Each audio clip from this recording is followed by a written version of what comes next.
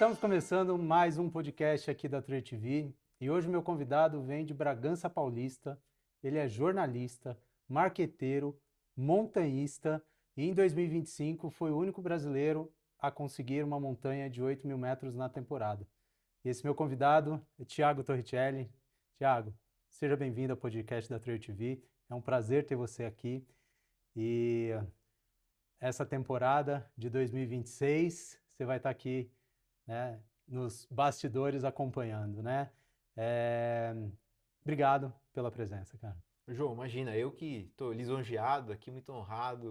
Muito obrigado pelo convite. Para mim é um prazer enorme estar aqui falando com você, falando com quem nos assiste aí da Trail TV. Enfim, é um prazer falar dessas histórias aí de montanha que eu tanto amo. Nossos primeiros episódios estão falando aí da temporada de montanha do Everest, que está iniciando agora. Tivemos aí o nosso primeiro entrevistado, que é o Carlos Santelena, que já está lá no Nepal, e a gente vai contar um pouquinho aí dos bastidores e das ações que acontecem dos alpinistas que estão lá no Everest. E eu convidei o Thiago por dois feitos incríveis que ele fez em 2025. Um deles foi ser o primeiro, o único brasileiro a escalar uma montanha de 8.000 e o vencedor do Mosquetão de Ouro, né? Que é o Oscar do montanhismo nacional. Então, parabéns por isso. Mas para começar, Thiago, queria te perguntar, né? Como que foi ser o único brasileiro em 2025 a estar numa montanha de 8.000 na temporada lá no Himalaia, cara? Muitos brasileiros tentaram, né, uma montanha de 8.000, era objetivo de mais do que somente eu atingir duas montanhas na temporada, né, o objetivo de fazer dois picos, né, no caso o Everest e o Lhotse. Eu fui para lá pensando já nisso, me preparei para isso, então o pensamento já era fazer o Everest e o Lhotse. Como o Everest, né, o clima estava terrível, né, quando a gente tentou, né, atingir o cume e não foi possível, a gente teve que descer para o campo 4. Daí sim o meu objetivo se voltou totalmente para o Lhotse e eu me senti apto a continuar nessa montanha. Infelizmente deu tudo certo, né? Tipo, eu peguei um clima bom, né, para ir para o Lhotse e estava me sentindo super apto, estava super bem. Então foi possível atingir esse cume. E foi um orgulho tremendo, né? Ser o único brasileiro na temporada, né, em 2025, atingir esse cume de 8.000. Claro que não era objetivo, isso acabou acontecendo, foi uma consequência de toda a temporada, né? Outros alpinistas foram para outras montanhas e tiveram também escaladas extraordinárias, assim, né? O cume é sempre uma consequência, né? Uma decorrência do que acontece na sua expedição. E para mim deu tudo certo ali no Lhotse e felizmente alcancei esse objetivo, né? Obviamente não era o objetivo ser o único brasileiro, né? Isso veio como consequência, mas obviamente é um motivo de bastante orgulho porque coroou assim a minha preparação, né? Meu treinamento, minha dedicação que eu tive ao longo de vários e vários anos antes de ir para o Nepal, né? Eu brinco falando sério porque realmente para mim é, é assim que eu entendo. O Everest, ele e o Lhotse foram montanhas que eu escalei em 20 anos. Levei 20 anos para escalar essas montanhas, né? Porque desde que eu comecei no alpinismo, né, no montanhismo de alta montanha, há 20 anos, quando eu fiz minha primeira montanha, que foi o Huayna Potosí, na Bolívia, desde lá eu estava pensando já no Everest, mas era muito distante, porque é muito longe, porque é muito dinheiro, é muito tempo. É isso. Então era uma coisa muito distante para alcançar. Então eu vim trabalhando assim degrau por degrau. Para mim foi muito lento. E eu fui aprendendo muito degrau por degrau. E olhando para trás, hoje eu não pularia nenhum desses degraus que eu alcancei. Eu não pegaria nenhum atalho, como eu não peguei ao longo desses 20 anos. Porque realmente foi uma construção para mim. Então eu fui montanha a montanha, expedição após expedição, até me sentir pronto a ir para o Everest e depois para o Lhotse. Então por isso que eu digo que o Nepal, para mim, foi uma conquista assim que demorou 20 anos para alcançar. E são 20 anos de carreira como montanhista, certo? O que te motivou a começar?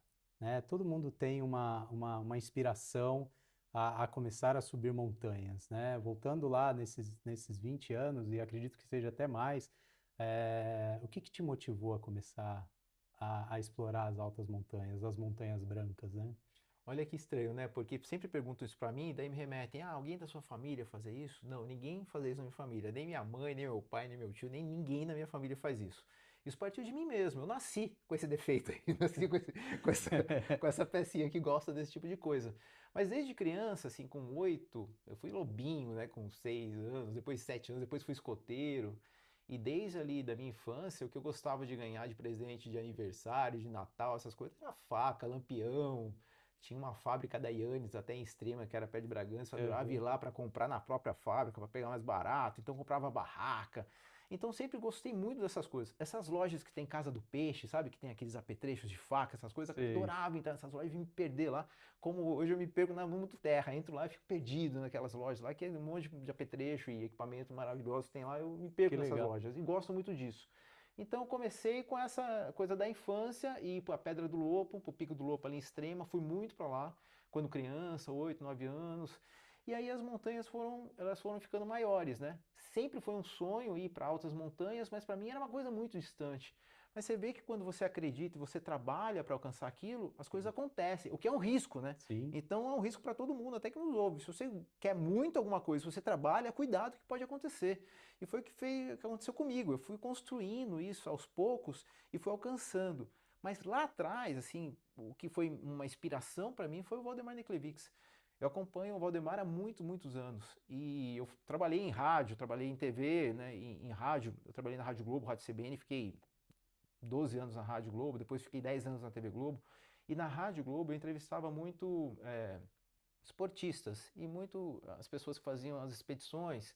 Eu me lembro que o Valdemar estava tentando o K2 ainda e na época ele levava o Iridium, que era um celular via satelital e tal, e eu conseguia contato com ele, que né, legal. nessas expedições. E eu colocava ele no ar para falar como estava sendo a expedição, tudo mais. Fazia a mesma coisa com o Clever Colbert no Dakar, que é um baita amigo meu também. Então eu fiquei acompanhando ele, ficava sonhando com aquilo. Daí uma vez eu fui entrevistar o Valdemar Niklevics pessoalmente, que eu levei ele para a rádio. Daí a gente conversando, eu falei, cara, o cara que foi para o Everest, o K2 está aqui do meu lado, então, pô, é possível alcançar É também. possível. Então, para mim, ele foi uma inspiração, porque lendo os livros, ouvindo as histórias dele, que chegavam muito a mim, porque eu buscava, então aquilo foi para mim uma inspiração. Então, a partir dali, eu fui construindo a minha vida em montanha, fui montando, né, minha estrutura. Da primeira vez fui para o Huayna Potosí, fiquei 12 dias lá fazendo um curso no glaciar, né, na Sim. época, que culminou com uma escalada para o Huayna Potosí, isso há 20 anos. E desde então as montanhas elas vêm ficando maiores, até que chegou o momento de ir para o Nepal. Que incrível, cara. A sua história, eu me identifico muito com a sua história também, porque eu também comecei a me interessar pelo montanhismo subindo em árvore dentro de um grupo escoteiro. Eu fui lobinho, fui escoteiro, fui sênior, fui pioneiro, É. e Sempre alerta, sempre alerta. em determinado momento da minha vida, nós descobrimos que tinha como fazer rapel numa árvore. Então, aí, poxa, vamos fazer rapel aqui. Começou o rapel e foi na mesma época em que o Niklevics tinha ido, né, para o Everest. E aí teve a expedição, logo em seguida a expedição do K2 com o Mozart Catão. Então, Uhum. é, e aí eu comecei a conhecer tudo isso, né? E o Niklevics ele levou um lenço escoteiro para o cume do Everest, né? Ele também foi escoteiro. Então, cara, eu me identifico com a sua história e isso é muito legal, cara. E olha como é legal a gente compartilhar essas histórias, né? Porque a gente não sabe o que é que essas histórias podem fazer com as pessoas que leem, né? O quanto elas podem Exato. inspirar, motivar. E é por isso que eu falo mesmo e adoro ir falar sobre montanha. Onde me chamar para ir falar sobre montanha, eu vou, conto as histórias das montanhas. Eu vou a muita escola infantil para falar sobre montanha. E falo que as montanhas me ensinaram, porque elas ensinam. Não é só a questão prática da montanha, de estar lá, de escalar, a técnica, mas é o que te ensina a se modificar por dentro, né? Exato. Para mim, a montanha me modificou muito por dentro, em termos de valores, sabe? De resistência, de determinação, o hábito mesmo de treinar, essa forma da disciplina. Isso tudo veio muito da montanha para mim, ela me ensinou muito. Então, quando eu vou e falo sobre a montanha, a paixão que eu tenho pela montanha, eu acho muito bacana porque foi como eu ouvi, como me inspirou e como me motivou. Então, se a forma com que a gente falar, inspirar ou motivar uma, duas, três, 10 pessoas, olha o É ganho que isso ótimo. vai ser. Isso é muito legal falar, né? Porque até uso umas frases assim que sobre o cume, fala assim, pô, o que que o cume representa? Claro que o cume, tipo, é a consequência da sua preparação, é você atingir o seu objetivo, é tudo mais. Mas o cume, além de ser para cima, né? Ele é para dentro também, porque te transforma, mas ele é Sim, para fora é para também. Porque fora. quando você chega lá e você conta sobre toda a Exato. expedição, sobre tudo que aconteceu com você, sobre tudo como a montanha te transformou, ele acaba impactando outras pessoas, né? E as histórias são formas de contar inspirações, motivações. Você vê a Bíblia, né, o livro mais antigo do mundo, como que ele passa os valores? Através de histórias. São Sim. histórias, né, que tem ali. Então, quando você conta as suas histórias de montanha, você está também passando valores, passando o quanto é importante você se determinar, o quanto você ser disciplinado, o quanto você acreditar em algo, que eu acho que tudo começa no acreditar. Sim. Acreditar. Daí você vai trabalhar para aquilo acontecer. Na sua trajetória profissional, né, além do montanhismo, você hoje é um executivo de uma multinacional que inspira outras pessoas também a conquistar as suas montanhas, a conquistar os seus Everestes e a ser melhor a cada dia, né? Foram 20 anos absorvendo conhecimento e absorvendo situações para aplicar isso hoje dentro do meio corporativo. E a gente vê muita gente se preparando não só para escalar uma alta montanha, mas em outros esportes, por exemplo, no Ironman, que a gente vê muitos executivos, né, indo praticar os esportes de endurance de alto rendimento, como o Ironman ou ultramaratonas, inspirados aí em David Goggins ou outras, né, outros personagens que a gente tem. E você falou há um tempo atrás, um pouquinho atrás aqui, que, né, você respeitou o processo, né? E o que que você tem a dizer para essas pessoas, cara, que quer já começar indo para um grande desafio como uma montanha de 8.000, cara? Eu acho que vai ser mais sofrimento do que atingir um objetivo e vai ser saudável, vai ser gostoso, você vai se satisfazer com aquilo. Eu acho que vai ser mais sofrimento. Eu acho que não dá para pegar atalho e pular degraus para fazer algumas coisas, sabe? Porque você tem que ter uma construção para chegar a alguns pontos. Eu levo muito isso mesmo na conversa corporativa que eu tenho, dentro da marca que eu represento hoje. Porque eu transformo essas coisas em histórias, né? Porque eu aprendi a contar história porque eu sou jornalista, né? Sim. Minha formação é jornalista. Então, eu trabalhei 12 anos na Rádio CBN, na Rádio Globo. Então, lá acompanhava já esportes.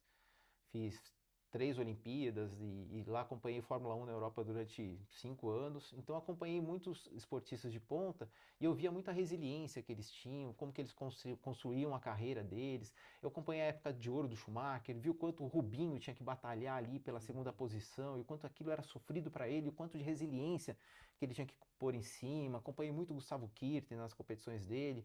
Acompanhando as Olimpíadas, o Vanderlei Cordeiro de Lima, naquela maratona que ele, putz, foi empurrado na reta final de chegada lá na Grécia.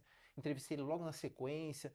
E isso foi mudando meu caráter, né? Isso foi me abastecendo de histórias e eu fui vendo de perto essas coisas acontecerem. E para mim foi fantástico ver tudo isso acontecer. Depois eu fui para a TV Globo, fiquei 10 anos lá e continuei trabalhando com esporte, acompanhando tudo isso de perto, isso foi moldando meu caráter. Então quando eu cheguei para a montanha, eu ia fazendo uma mixagem disso tudo que eu via nas pessoas que eu acompanhava, e que idolatrava, que gostava e que via esses pontos positivos nela e levava para a minha história. E hoje eu faço o contrário, eu levo as minhas histórias, né, com esse embasamento todo que eu tenho, para dentro da minha empresa e para os Sim. lugares que me convidam para falar. E eu vejo quanto tem de similaridade, quanto tem de igualdade nisso. Porque os desafios são diferentes, assim, mas é um desafio. Os desafios podem ser diferentes, mas é um desafio. Então, quando você se propõe a fazer um desafio, você tem que fazer o quê? Quando eu proponho a fazer um desafio, quero ir para o Everest. Pô, eu vou acordar hoje, vou para o Everest, não tem uma construção para Sim. chegar até lá. Porque você precisa saber como você vai reagir, né? Como seu corpo vai reagir. Eu sei como meu corpo hoje reage na altitude. Eu sei que acima de 5.000 metros eu tenho uma diarreia extrema. Isso é normal que aconteça com o meu corpo. Tem gente que vomita, tem gente que tem dor de cabeça, que não sara, tem gente que tem dor de estômago. O meu caso é diarreia. Então eu sei como me E você já trabalha comportar. No primeiro isso, sinal eu sei como fazer. Eu sim, sei como me comportar para não me desidratar. claro. E sei também chegar lá, ter palpitação extrema, ter aquela falta de ar, e sei que isso é normal, e sei que não é saudável você tentar hiperventilar, puxar o ar, tudo que isso aí Não, vai piorar a sua situação. Então eu sei me comportar naquele nível de estresse, naquele nível de pressão. Isso tudo o que me ensinou foi uma montanha atrás da outra. Então eu acho que não é salutar, eu acho que não é saudável você sair, acordar um dia e ir para o Everest. Acho que você precisa de um caminho, você precisa de uma construção para chegar até um desafio extremo, como é o caso do Everest. Assim como eu acho também que você galgar, por exemplo, uma posição de diretor de algo, você não vai sair de um jovem aprendiz e vai pular para um cargo de direção. Sim. Você tem que aprender ali, tipo, os meandros daquela profissão para saber chegar lá e realmente ter passado por todos os degraus, né? Se olhar para trás e falar, puxa vida, eu já passei por isso, eu sei lidar com a situação, então eu vou poder orientar da melhor forma. Então não dá para cortar caminho, não dá para pegar atalho, não dá para pular degrau. Pelo menos eu entendo dessa forma. Perfeito, perfeito. Essa sua colocação é perfeita, né? Não pular etapas, na verdade, né? Tem uma foto que ficou muito famosa há uns anos atrás no Everest, que tinha uma fila, né, gigante, né, para chegar no cume do Everest. E aí eu lembro de uma publicação que saiu, né? Nesta fila está formando 150 novos coaches, né? E essa frase ficou na minha É. cabeça, né? E realmente, né? Muita gente vai para lá sem o espírito da montanha, né? Ela vai para lá só com o objetivo de ter mais um título e voltar com esse título para poder vender um produto. E eu acho que isso é um pouco triste para o montanhismo, né? A gente que está há muitos anos em muitas montanhas, quando vê uma situação como essa, dá uma certa tristeza porque perde um pouco da essência, né? E aí, quando a gente fala em essência, a gente pega o que você fez no ano de 2025, que foi tentar escalar o Everest. Você chegou até o balcone, Uhum. certo? E aí no balcone você teve que descer e teve a resiliência, né, de saber que, poxa, eu não consegui chegar no meu objetivo principal, que era o Everest, mas eu estou aqui agora, eu vou retornar mais um pouquinho, vou descer, vou sentir meu corpo para poder subir o Lhotse. E essa conquista te deu um prêmio, Uhum. né? Que foi esse aqui que a gente está vendo, que é o Mosquetão de Ouro, né? Que é o Oscar do montanhismo.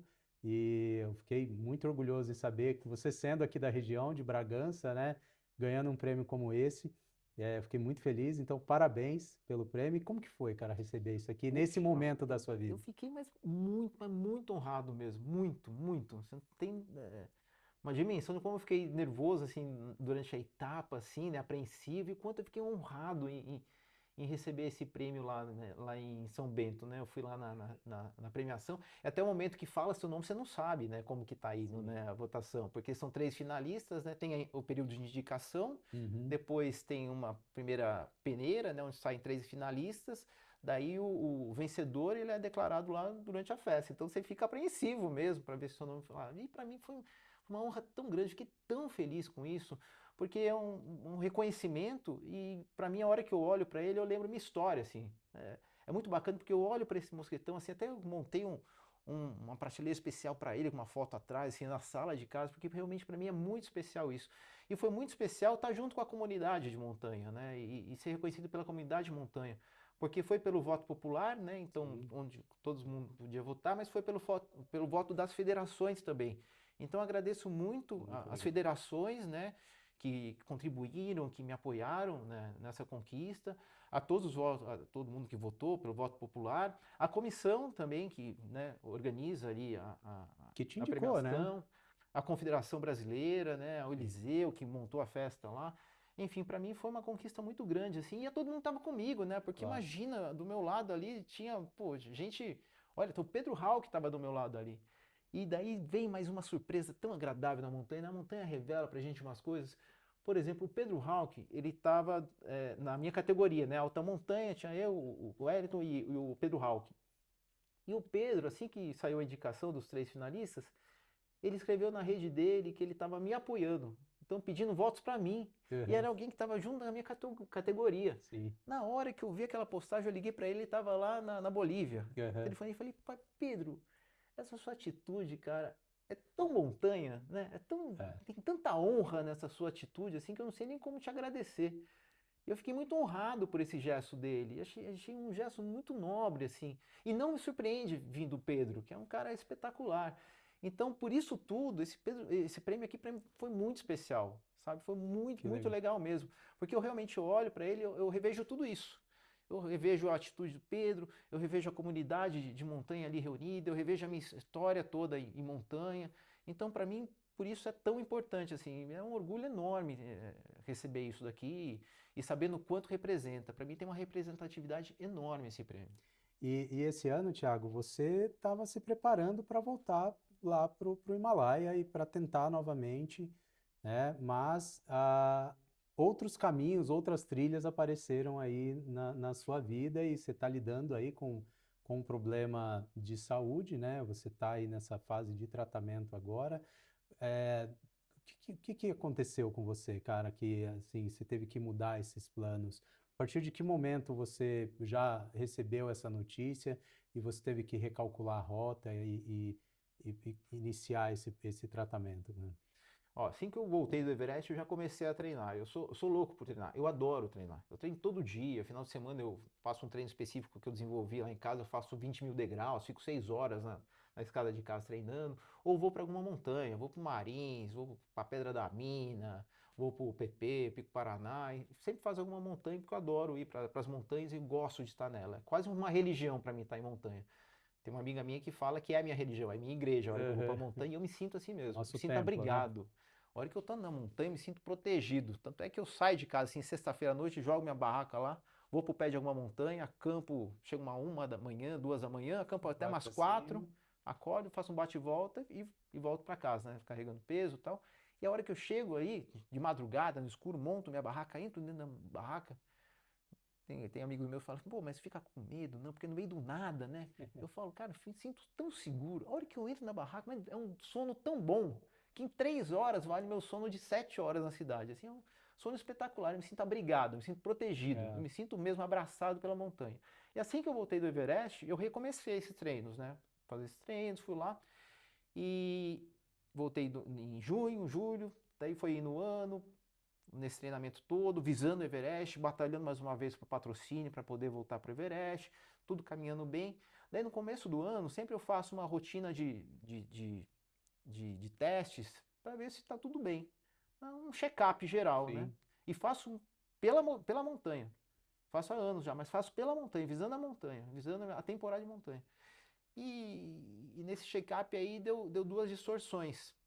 Daí uma foi na próstata, né, que eu fui avaliar, deram um câncer de próstata, né, que está comigo ainda, e o segundo era o melanoma, que é um câncer agressivo de pele, né, que até então eu desconhecia, daí, obviamente você vai pesquisar, você acaba aprendendo com os médicos, tal, o que é aquilo lá, e é um câncer super agressivo de pele, que deu na sola do meu pé, Nossa, na sola do meu pé. E também eu olhei porque eu olho muito meu pé por causa de trilhas de mesmo, que eu trilhas, sempre claro. estou limpando meu pé, eu tenho um cuidado muito extremo com o pé por causa Sim, a das nossa trilhas, por base, causa da né? montanha e tudo mais. Então eu olho muito para lá. A minha esposa até brincou assim, tinha que ser na sola do pé para você parar. Porque se fosse em qualquer outra parte do corpo, Você não ia parar. eu não ia treinar, eu não ia parar, eu ia continuar treinando. Mesmo com coisas aqui na sola do pé, eu estou treinando, eu treino só superiores, deito lá, faço uns treinos esquisitos lá para Aham, tentar manter alguma coisa. Então, se não fosse na sola do pé, eu ia continuar. Mas eu tive que passar por uma operação, né, para sim. retirar esse melanoma. Então, foi retirado esse melanoma, né? Então, retirou um pedaço assim da sola do pé, que está em reconstituição agora, né? Não posso voltar ainda a fazer Sim. exercício cardio. Então, estou fazendo power brief, uns exercícios de respiração. E aí, mês que vem eu vou operar da próstata. Então, eu tive dois cânceres ao mesmo Ao tempo, mesmo tempo. um não relacionado ao outro, Sim. o que representa 0,05% de Caramba. chance de acontecer.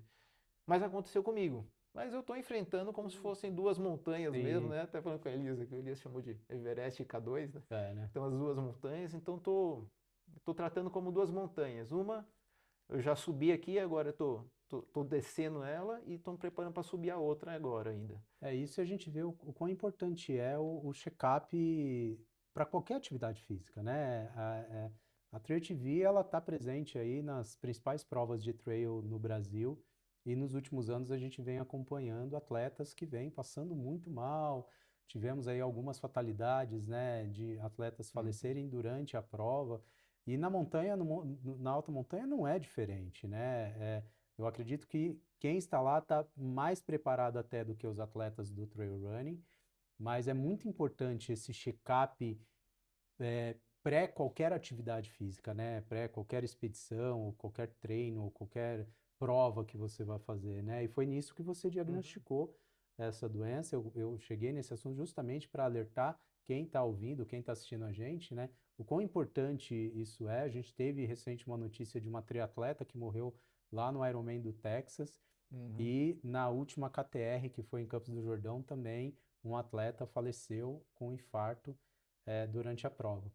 Então a gente vê que são atletas que Uhum. já têm, né, uma condição física boa e estão, né, tá acontecendo isso. Então é importante esse check-up, né, todo mundo fazer esse check-up, se preparar para grandes desafios, Não, né? super importante. Eu Porque acho que é um ponto que você destacou que é super importante, porque realmente eu faço corrida de montanha também e já me deparei assim no meio das provas com pessoas mesmo passando mal assim, porque não estava aguentando fazer aquela corrida lá, então faltou uma preparação e faltou ver qual que é o seu limite, porque todo mundo tem um limite, né? Então dá para você trabalhar dentro dele.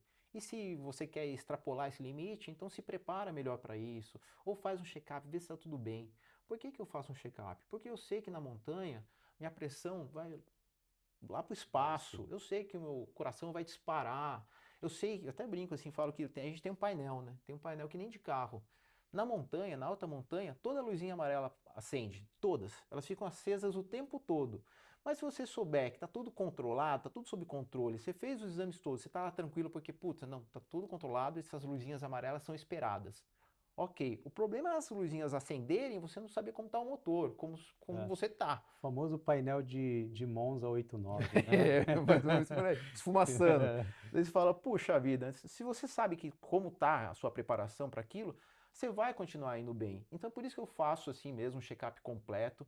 Gente, tem que fazer esse check-up completo, porque até para sua performance é melhor. Porque você vê qual que é a sua deficiência, onde você pode melhorar, onde você tem que aplicar mais, onde você tem que aplicar menos, né? Uhum, Então, para mim, eu faço check-up antes de ir para a montanha, sempre, todo ano, e foi isso que salvou, foi isso que resultou com que eu encontrasse esses dois cânceres bem no início, assim, que fossem tratáveis ainda. sim.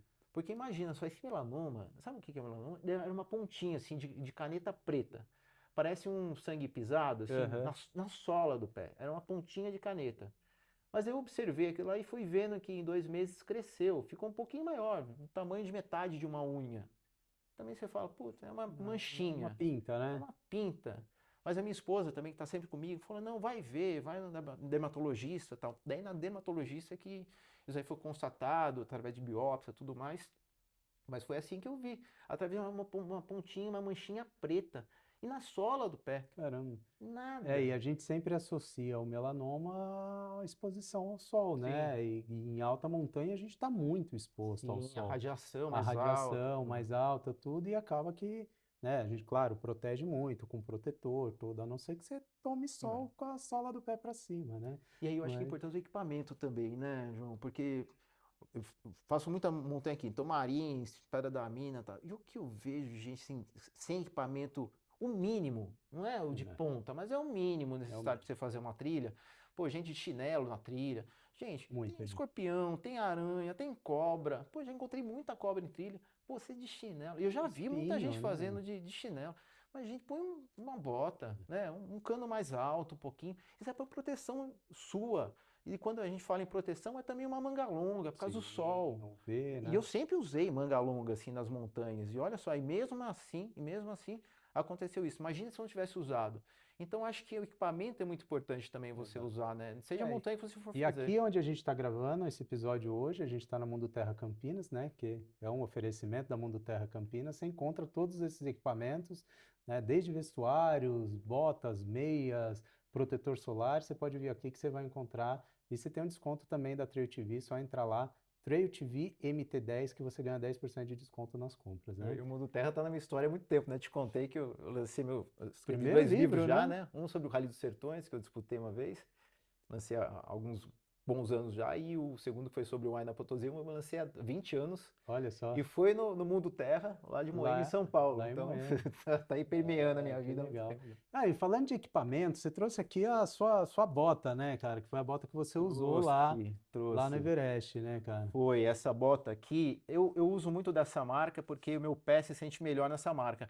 E essa é outra coisa também que a gente fala do degrau também, porque você vem se especializando no equipamento que você usa. O Sim, equipamento que eu uso hoje é muito diferente do equipamento que eu usava lá atrás. claro. Então eu venho me aperfeiçoando no equipamento, porque o equipamento é caro, a gente sabe que é um investimento. Sim, Então, obviamente que não dá para você chegar numa loja e comprar o equipamento todo que você precisa para o Everest.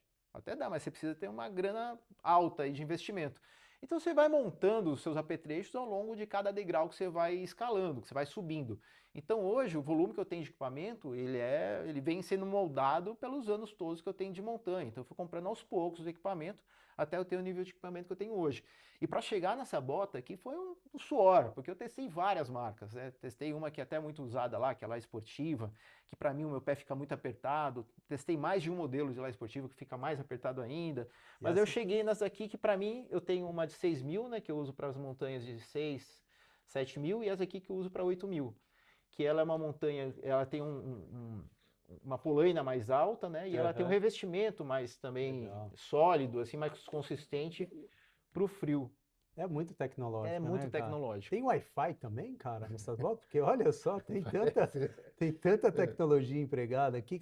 E essa é uma bota tripla, né? Porque Tem gente chama que de chama de bota dupla, tripla, porque ela tem esse revestimento, ela tem essa camada e tem uma camada interna ainda, interna né, que que ela ainda. protege Aham. mais. Essa daqui, ela tem uma especificidade muito boa, que ela tem já uma palmilha elétrica incorporada. Então aqui vai uma bateria curtinha, que você liga tá vendo um fio aqui, uma saída de fio? Sim, Você liga nela e por aqui você regula 3 níveis de de aquecimento. temperatura. Eu fiz o Lotse no nível 1, nem era o mais quente. Sim. E durou, eu fiz o Lotse em 7 horas, né? Eu saí do acampamento 4 às 2 da manhã, cheguei no acampamento 4 do Lotse às 3, às 10 a gente atingiu o cume. Então foram 7 horas de subida, mais umas 3 de descida. Então, durante esse tempo todo ela ficou aquecida. Então Que durou legal. super bem a bateria e eu não senti frio em nenhum momento, nem no Everest, nem no Lotse. Olha eu fazendo propaganda aqui pra marca, né? Mas não é isso, é que Não, mas ela realmente ela é funcionou super bem diferente e para ela é mim. muito boa, né? É. A tecnologia ela tá aí ao nosso favor, Sim. né? Tem os saudosistas aí que falam, ah, não, eu vou usar a minha bota que eu usei lá nos anos 90, Ah, gente. equipamento. Mas não tem como, né? Os Não. equipamentos estão mais leves, cada vez mais leves, né? Até os próprios cilindros de oxigênio, você usou oxigênio Sim, lá, sim, eles estão mais leves, sim. né? Nas últimas A expedições, máscara, ela a funciona máscara, o melhor. funcionamento, a quantidade, a litragem de oxigênio que você recebe Sim, o ali, macacão mais o leve. macacão mais leve. Então a tecnologia ela tem que estar aí para a gente Não, super. Você pega usar. até em meia, né? Hoje com a lamerina, assim, uma tecnologia super Exato. avançada. Então, que incrível, cara. Isso aqui é E sensacional. ela tem esse sistema aqui, Recall também, que é de, vamos supor que você seja soterrado ou se perca. Então tem um sistema de Sim. reconhecimento que eles conseguem também através de um equipamento que tem De, incorporado nessa bota de um também, ter esse sinal. rastreamento aí também, de um Eu lembro sinal. quando esse sistema RIC foi lançado, foi nas avalanches das estações de esqui na Europa. Eles lançaram porque, né, tinha ali os soterramentos, né, e eles conseguiam, através de um sinal de rádio de baixa latência, que aí eles conseguem identificar exatamente o ponto. Então, marcas como Black Diamond, a própria Scarpa, Scott, a North Face, tinha, né, os coletes, né, tinha os coletes infláveis também, que se Uhum. desse avalanche, você, aí inflava e você tinha formava um bolsão de ar. Incrível a tecnologia, né, É cara? muito É legal, muito né? legal, cara. Não, e ela realmente protege muito do frio. Eu não senti frio em nenhum momento, assim, nem no Everest, nem no Lost. Meu pé tava super bem, assim, o tempo todo. Muito bom, cara. E, Thiago, enquanto você estava lá no Everest, cara, a gente sempre acompanha todas as notícias, né, da temporada pelo Portal Extremos, Uhum. né? E sua esposa foi um personagem, né, cara, Foi. durante a cobertura aí, porque ela criou ali um É, cenário na sua casa, é, e aí eu ficava, né, em é, uma tela eu deixava ali no Extremos acompanhando, e na outra tela eu deixava no Instagram, no é. seu Instagram ali, para ir acompanhando também as notícias, cara. E dá para perceber essa conexão de família, né, cara, que você tem, e o quanto isso é para você é Não, é importante, cara. essencial. É essencial em tudo. E tudo isso que eu falei, assim, que eu acho que vale muito para levar os valores, para falar de motivação, para falar de inspiração, eu vejo que eu consigo fazer isso dentro de casa com meus filhos também. Eu tenho 3 filhos, né? Tenho uma filha de 22 anos, um de 15 e um de 5. Então eu vejo que dentro de casa eles percebem assim a dedicação que você tem que ter para atingir um objetivo que você almeja, né? Que você tem. Então, por exemplo, eles veem o meu volume de disciplina, assim, para alcançar alguma coisa. Eles veem que para eu estar preparado, eu tenho que me disciplinar, treinar, me preparar todos os dias. Isso para tudo que você tem que fazer na sua vida, né? Então, eles percebem isso olhando dentro de casa um exemplo. Sim. Então, eu percebo que eu consigo passar isso de forma viva para eles, né? E ao mesmo tempo, imagina como que eu ia conseguir esse equilíbrio, né, de trabalho, essa dedicação toda que tem que ter em treinamento, em preparação e família, se a minha família não percebesse a importância que as montanhas têm para mim, seria impossível. E eu vejo o quanto de doação que minha esposa me dá em termos de tempo mesmo e que eu preciso para dedicar a esse estilo de vida que é a montanha, que é mais que Sim, esporte, é um estilo de claro, vida, claro. né? E ela percebe isso. Então, por exemplo, imagina, eu chego em casa depois do trabalho 7 horas da noite, 8 horas estou treinando, subo para dormir meia-noite e meia, todo dia. Final de semana, tem sábado, domingo, um dos 2 dias é para treino, daí sobra outro dia. Férias, faz muito tempo que a gente tira férias, porque as férias eu uso para treinar, para ir para alguma alta montanha, para fazer alguma expedição. Para o Aham. Everest são 58 dias, 60 dias, como você faz? Tem que acumular férias. Então imagina, se a sua família não está junto com você, como você consegue ter esse equilíbrio? E para mim, minha família estar junto comigo é essencial, porque senão eu não consigo fazer nada disso. E minha esposa foi uma guerreira, né? Porque imagina, eu tô lá 58 dias do Everest, sem contar as outras expedições, né? 20 dias do Denali, 20 dias do Aconcagua, e aí vai, né? Aham. Todos os dias à noite.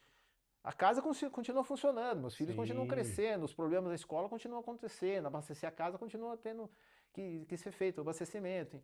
Enfim, ela continua mexendo todos esses pratinhos enquanto eu estou lá, e ao mesmo tempo conseguiu gravar, conseguiu me acompanhar na Ah, expedição. essa Então, para cobertura mim, foi incrível, cara. e é muito legal ter ela perto de mim para isso, porque eu até então não sabia operar com o aparelho da Garmin, então eu ficava com outro aparelho que só mandava, era o One Way, só Aham. informava onde que eu estava. Sim. Então e desde sempre que eu vou para a montanha, ela monta na parede da minha casa, desde sempre, a montanha. Então a gente faz de diferentes jeitos. Então, sei lá, o Denali colocou vários algodões, assim, colocou lá algodão na parede colado. Em outro a gente foi um cartaz, outro foi uma cartolina, e agora no Everest a gente colocou uma coisa maior, mas sempre é na parede da sala da minha casa. E daí lá Legal. tem uma fotinha minha, que enquanto eu passo a minha posição geográfica, ela vai mudando ali ao longo da montanha, e meus filhos vão acompanhando, vão brincando com ela. E por ela ser jornalista também, ela tem essa aptidão de comunicação, então Legal. ela vai mexendo ali também o meu bonequinho e vai fazendo essa ascensão. E é um jeito deles acompanharem onde que eu tô, né? De meus filhos participarem dessa expedição, também verem o quanto que eu estou colocando em prática aquilo que eu me disciplino, me determino todos os dias. E é uma forma deles participarem, estarem juntos. E para mim é muito importante eles estarem juntos, né? Porque é muito importante que eu possa ter esse apoio deles, né? Sim. Porque a distância, obviamente, que não é sempre lá em cima, né? Tem dias que você está lá em cima, que você acha que você vai conseguir tudo. Tem dia que você está lá Tá lá embaixo, que você embaixo. precisa falar com alguém para lembrar você tudo que você construiu. Para falar, gente, ó, eu ligo para ela, ó, você não está aí sozinho. E lembra tudo que você treinou? Lembra aquela noite que você desceu? Lembra aquele final de semana que você passou longe? Lembra aquele pensamento que você teve que você ia estar aí, ia estar se preparando, ia estar subindo essa montanha? Então aquilo também te abastece, é um suporte, é uma força. Então preciso muito dessa força junto comigo. Então se não Que fosse minha legal, família cara. compartilhando isso, seria muito mais difícil. E para mim é muito gostoso poder retribuir, assim, voltar e dividir com eles tudo isso. Por exemplo, a hora que eu fui receber o prêmio lá do Mosquetão de Ouro, pô, poder subir com meus filhos lá, né, e minha esposa tá lá junto É também, uma pô, vitória, né? pra todo mundo, porque todo mundo esteve junto. Claro. Porque sem eles seria impossível fazer isso que eu faço. Então eu Exatamente, cara. preciso muito deles junto comigo mesmo. São É, meu grande ponto de apoio. e nesses 20 anos de alta montanha, cara, qual que foi o momento, assim, onde você se sentiu mais vulnerável, o momento que foi mais difícil para você, cara? O que que vem na sua cabeça, assim, que você fala, putz, cara, isso aqui tá difícil, será que eu vou sair daqui? Hum, o mais difícil, eu acho que. Vou pegar o mais recente, eu acho que foi a descida ali do Everest, do Balcony. Ao mesmo tempo que eu acho que aquilo me fortaleceu também.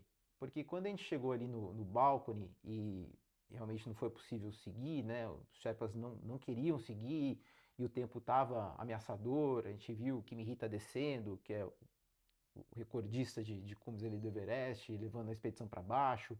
E os avisos lá da base falando desce, desce, desce. A gente não teve como seguir mesmo. A gente começou a seguir. Aquela descida para mim foi muito dura. Obviamente, pelo baque da descida, mas eu já tinha superado isso a partir do momento que a gente deu o primeiro passo para baixo, eu superei essa questão, porque daí o meu objetivo era descer, não era mais subir, Sim. então eu já tinha mudado o meu objetivo. Mas era porque também eu tive eu não sei nem como nomear isso, é queima de retina, o que que era, meu olho esbranquiçou. Porque na hora que a gente ficou parado, a gente ficou muito tempo parado no balcão, né, discutindo se a gente ia seguir, se ia parar, tal, tal. E naquele momento, meu óculos embaçou, meu óculos de neve, né? Eu tirei aquele óculos para limpar. Só que é impossível limpar o óculos lá em cima. Na temperatura que tava, o vento que tava, eu não limpava de jeito nenhum, passando unha, passando língua, passando nada, não limpava. E aquele ato de tirar o óculos, ele arranhou meu olho. Ficar Aham. parado aquele tempo todo, o Sim. vento era muito extremo, né? Carregava neve e arranhou meu olho. E ele ficou branco, eu fiquei vendo branco. Então eu fiquei com um olho só e sem o óculos. Então eu ficava piscando assim para tentar. Eu falei assim, se eu piscar 50 vezes por minuto, vai ser 50 vezes mais chance dele não ser arranhado. Arranhado. Daí eu fiquei com o olho só para descida. Daí o Xerife que estava me acompanhando, ele desceu, foi muito para baixo, pôs uma corda muito longa assim para baixo, eu não estava nem vendo mais ele, porque a neve estava muito. Aham.